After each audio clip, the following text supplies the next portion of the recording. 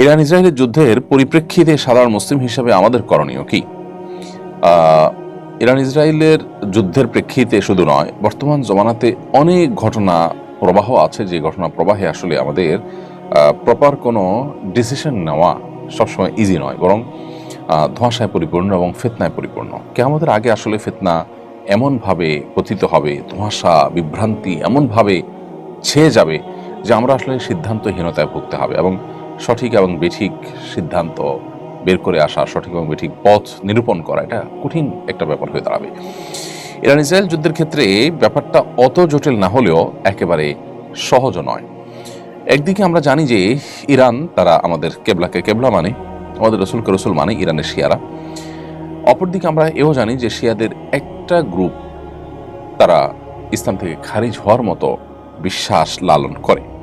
যদিও শিয়াদের মধ্যে আর অনেক গ্রুপ আছে, যারা অনেকেই আছেন যে ইসলাম থেকে খারিজ হওয়ার মতো বিশ্বাস লালন না করলেও ভয়াবহ বিদআতে তারা লিপ্ত এবং সুস্পষ্ট বিভ্রান্তি এবং গোমরাহিতে তারা আছে। এ ব্যাপারে সারা বিশ্বের আহলে সুন্নাহ ওলামা ইকরামের কারোরই কোনো দ্বিমত নেই। চার মাযহাবের সমস্ত ওলামা ইকরাম এবং আপনার সমস্ত আইম্মা হাদিস মুহাদ্দিসিন সবাই প্রায় একমত। এটা একটা বাস্তবতা।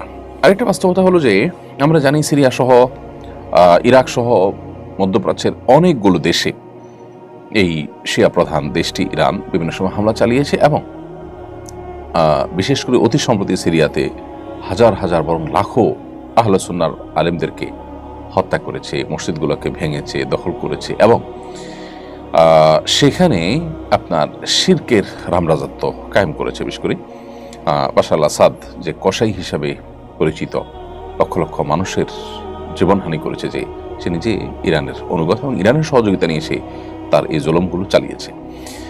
তো এটা একটা বাস্তবতা।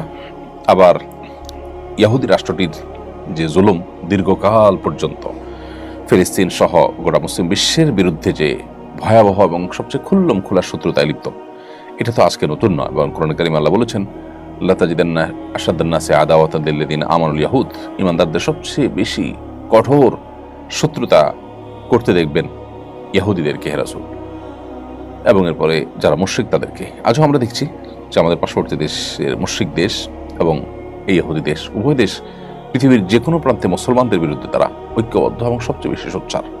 তো এই জন্য এই দুইটার মধ্যে আসলে আমরা কোনো একটাকে আপনার দেওয়া, প্রায়োরিটি দেওয়া এমনিতে জটিল। তবে এটা ঠিক যে আমরা যারা আমাদের আহলে কেবলা নয়, সেই ইহুদিদেরকে এক সাইডে রাখলে অবশ্যই শিয়ারা, যারা আমাদের কেবলাকে কেবলা মানেন, যাদের সাথে আমাদের অনেক দিক থেকে মিল আছে, তারা আমাদের সংজাতীয়ভাবে আমাদের বহু কাছাকাছি, সেই জায়গা থেকে তাদের প্রতি আমাদের সিম্প্যাথি, তাদের প্রতি আমাদের সমর্থন থাকার কথা সূরা রোমের মূলনীতির আলোকে। এর পাশাপাশি তারা এই চলমান যে আগ্রাসন, সে আগ্রাসনের মধ্যে তারা মাজলুমের ভূমিকা আছে। সেই জায়গা থেকে আমরা মাজলুমের পক্ষাবলম্বন করাটা, এটা হলো আমাদের জন্য সবসময় কর্তব্য। আমরা কোনো অবস্থাতে জালেমের সহযোগী বা জালেমের সমর্থন, এটা আমরা কোনো অবস্থাতে করতে পারি না। সেই সাথে আল্লাহ তাআলার কাছে আমাদের একটা কমন দোয়া থাকা দরকার, আল্লাহ চলমান সমস্ত ঘটনা প্রবাহের শেষ পরিণতির জন্য ইসলাম এবং মুসলমানদের জন্য কল্যাণ বয়ে আনে। সে দোয়াটা আমরা মনে প্রাণে আল্লাহ তাআলার কাছে বেশি বেশি নিবেদন করব, এবং সকল প্রকার জুলুমের অবসান, জালেমের পতনকে আমরা আল্লাহ তাআলার কাছে কামনা করব কায়েম বাক্যে। এবং সেই সাথে ইরান এবং শিয়া যারা আছেন, তাদের প্রতি আমাদের আহ্বান থাকবে যে এই রকম পরিস্থিতিতে আজ সারা বিশ্বের প্রায় আহলে সুন্নাহর আলেম এবং শাসকরা ইরানের তাদের প্রিভিয়াস যে আহলে সুন্নাহর আলেমদের প্রতি জুলুম, নির্যাতন, তাদের প্রতি আপনার হত্যাযজ্ঞ, এগুলো সত্ত্বেও ইরানের প্রতি তাদের যে সিম্প্যাথি, ইরানের প্রতি তাদের যে সমর্থন, সেটা তারা জানাচ্ছেন।